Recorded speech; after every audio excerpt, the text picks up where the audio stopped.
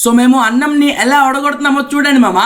So hello మామా, అసలు matter ఏంటంటే మా ఫ్రెండ్స్ అందరు కలిసి ఒక ఫీస్ట్ అయితే చేస్తున్నారు మామా.